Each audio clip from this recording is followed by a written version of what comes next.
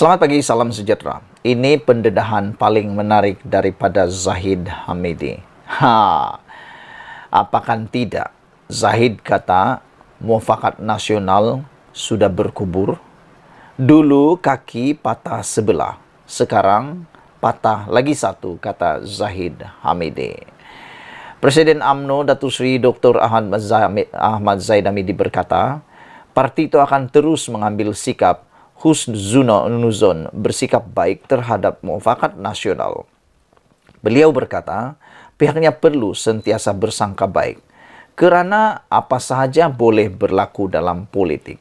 Namun, pada masa ini tentunya mahu memberikan fokus kepada usaha mengukuhkan kerajaan perpaduan, kata Zahid Hamidi.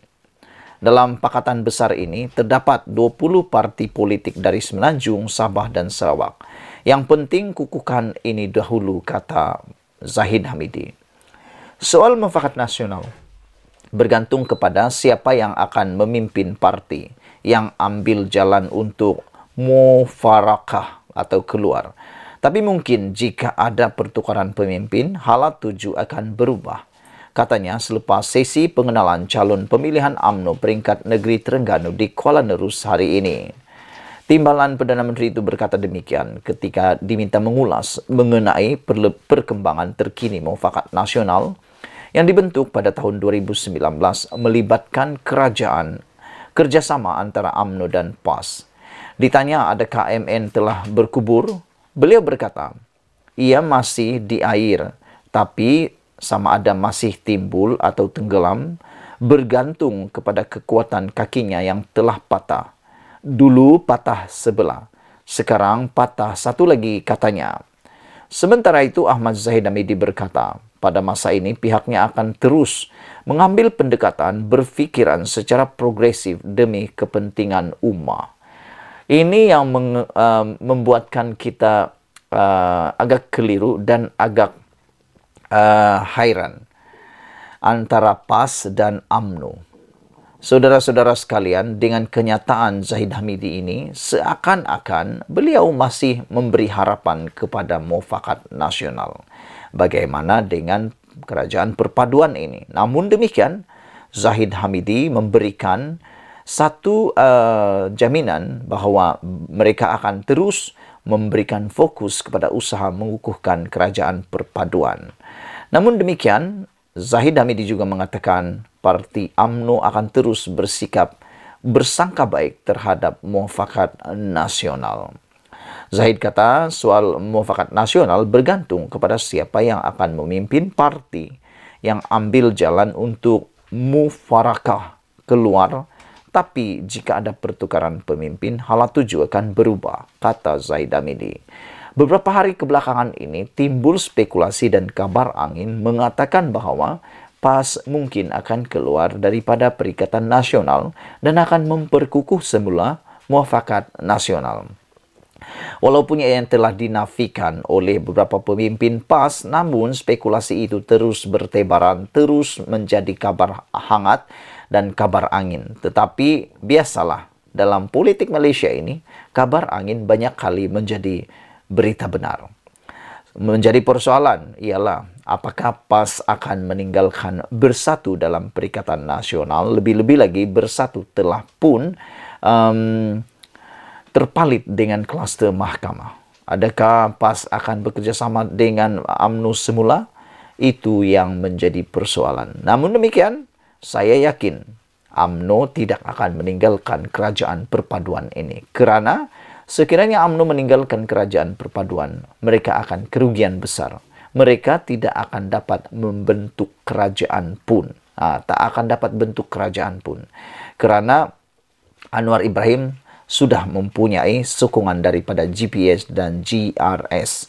Selain daripada itu, apabila katakanlah UMNO dan PN bergabung pun, mereka tetap tidak akan dapat membentuk kerajaan juga.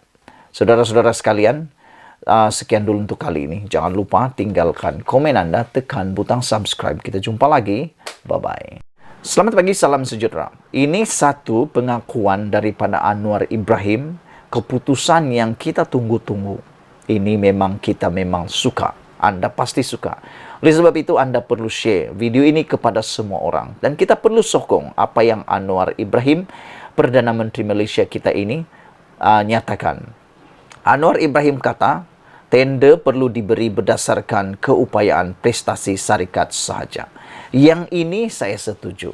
Sudah lama saya berkata di dalam mana-mana konten, dalam mana-mana pendedahan saya kata sebelum ini, apa-apa tender yang diberi, sama ada tender terbuka ataupun tender perundingan terus, ianya harus dibuat dengan ketelusan luar biasa, tahap kayangan, tahap gaban. Macam itulah.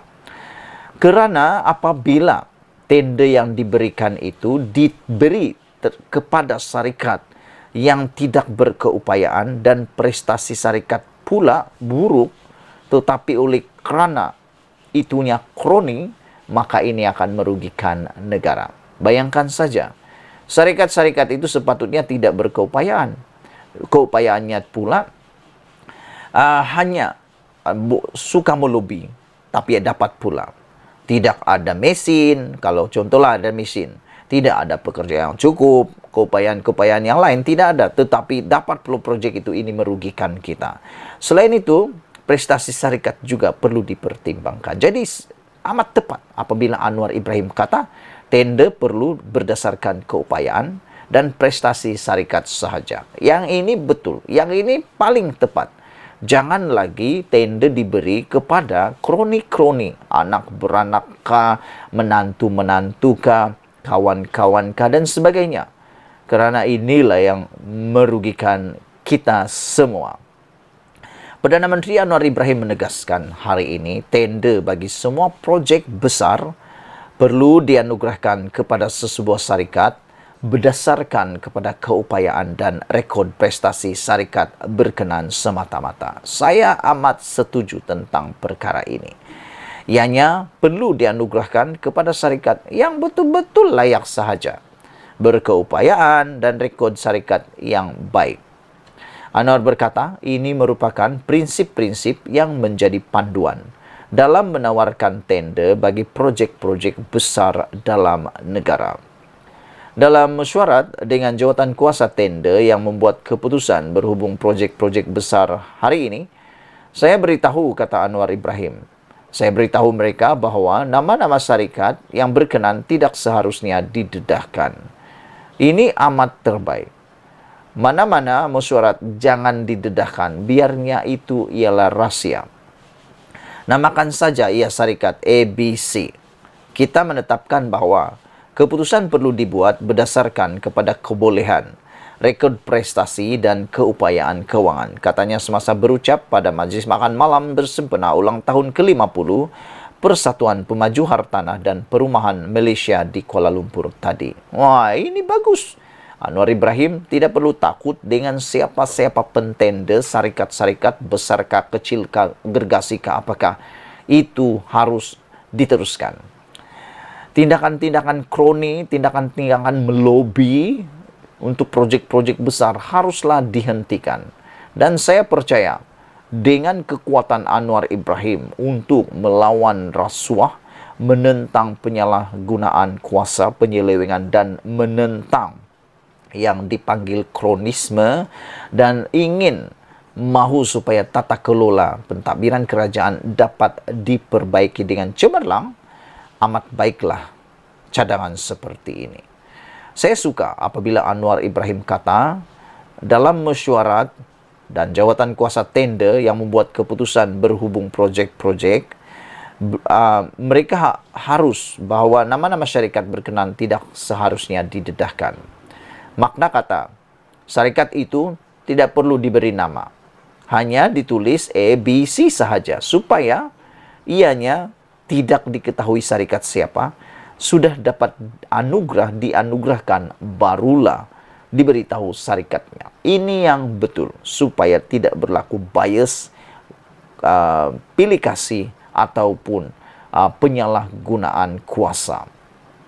Saudara-saudara, Anwar juga yang Menteri Kewangan berkata, sekiranya ianya melibatkan tender bagi projek-projek seperti Jana Wibawa, ia seharusnya diberikan kepada Syarikat Bumi Putra menerusi proses pemilihan. Namun proses itu juga perlu telus, kata Anwar Ibrahim. Yang paling menarik, Jana Wibawa ini adalah membantu Syarikat Kontraktor Bumi Putra. Tapi dalam pendedahan SPRM dan pertuduhan di mahkamah yang kita tahu sebelum ini, ada juga tiba-tiba nama orang syarikat yang bukan Bumi Putra terlibat pula dalam Jana Wibawa. Inilah yang paling kita kecam. Kerana projek Jana Wibawa ini sepatutnya untuk membantu Bumi Putra. Tapi kenapa tiba-tiba ada yang bukan Bumi Putra? Ini yang betul-betul merisaukan kita. Anwar Ibrahim berkata, penganugerahan tender yang telus adalah penting bagi membenteras rasuah dalam negara yang dilabelnya sebagai endemik. Syukurlah, dia sudah endemik, sedang berakhir. Bukan pandemik lagi, sudah dalam proses endemik. Perlu dibenteras. Saya setuju. Apabila penganugerahan tender yang telus adalah penting bagi membenteras rasuah. Banyak tender mengalami rasuah kerana ianya melibatkan kroni ataupun melobi. Apabila proses lobby berlaku, ini merugikan. Merugikan kepada pentender sendiri. Kerana mungkin berlaku siapa paling banyak duit dapat melobi dengan lebih banyak, dia dapat projek. Tapi dengan adanya penganugerahan secara telus ini, tidak perlu pun melobi, maka yang layaklah yang dapat, yang berkelayakan, berkeupayaan, dan prestasi syarikat itulah yang dapat. Anwar Ibrahim kata, rasuah adalah endemik. Sekiranya bukan sistematik dalam negara ini, perlukan keberanian dan keazaman untuk berubah, kata Anwar Ibrahim. Saya amat menyokong tindakan Anwar Ibrahim ini supaya kita berani dan berazam untuk berubah, menolak sepenuhnya rasuah. Tinggalkan perbuatan durjana terkutuk itu. Semoga kita dijauhkan daripada khianat dan juga dosa.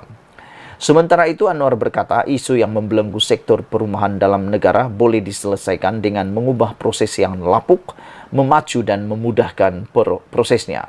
Dia berkata, masih ada ruang untuk penambahbaikan bagi peraturan-peraturan dalam negara serta kadar kepantasan kelulusan yang diperlukan oleh pemaju.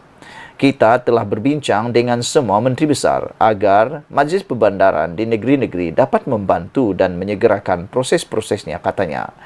Turut hadir majlis makan malam itu ialah Menteri Pembangunan Kerajaan Tempatan Eng Korming. Sekian dulu untuk kali ini. Jangan lupa tinggalkan komen anda, tekan butang subscribe. Kita jumpa lagi. Bye-bye.